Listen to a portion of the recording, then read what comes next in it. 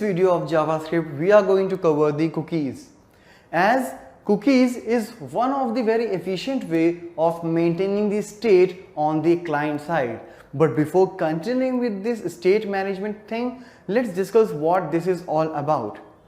Basically, when we work with any web application, for the server communication, we need to submit our page on the server side and then it comes back after submitting the data. In short, we call this process is a post back.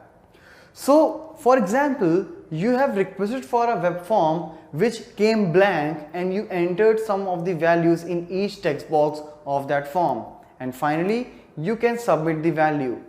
Now, when you submit that particular value, this HTTP protocol, which is a backbone of the client server communication in any web application, this HTTP protocol will take the HT means hypertext of the particular page, but the data which is associated with that web page which a user has entered will not be taken by this HTTP protocol.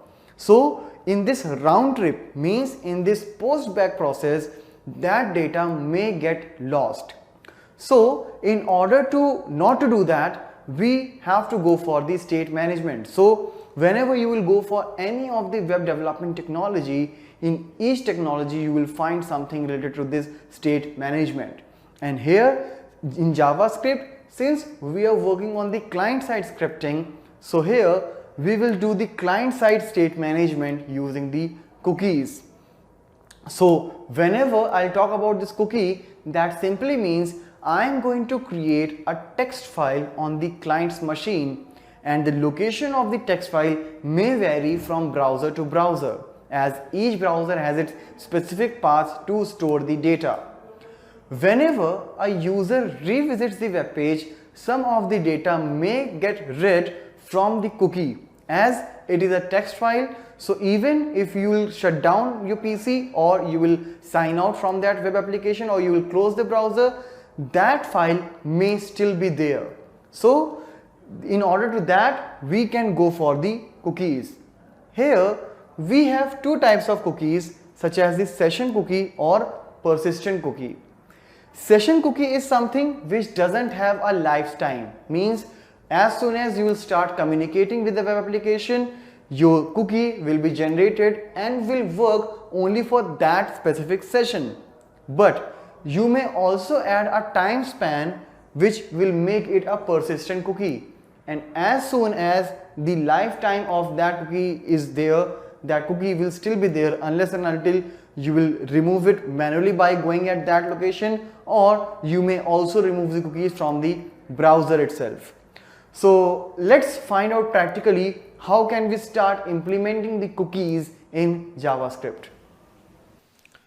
So here in the implementation of cookies, what I have done, I have taken a very simple form in which a single text box in which I am asking for the name and a button on clicking on which I will create a cookie. So as you can see, on the click event of this button, I am calling a method called writeCookie, and here is inside this head in script tag we have the writeCookie method. Inside this, what we are doing is, if the text box value is blank, I am just giving an alert and terminating this function, because I want that there must be some name in the text box before someone clicks on the button. Once a user will enter some value into the text box, and whatever the value it will enter, that will store in the cookie value. Alright, so here you can see like document means this complete page, dot my form, the name of this form, dot customer, customer is what? Customer is the name of this text box, dot value. Alright, so we are actually getting that particular value, and with a semicolon I will assign that particular value in this cookie value variable. I haven't defined that, you can do that as well, like where cookie value is equal to this. It will not make any different.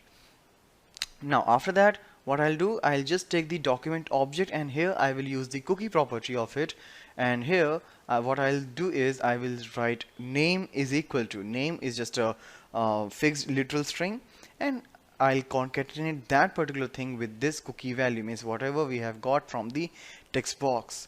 and later I will simply print the value of that cookie.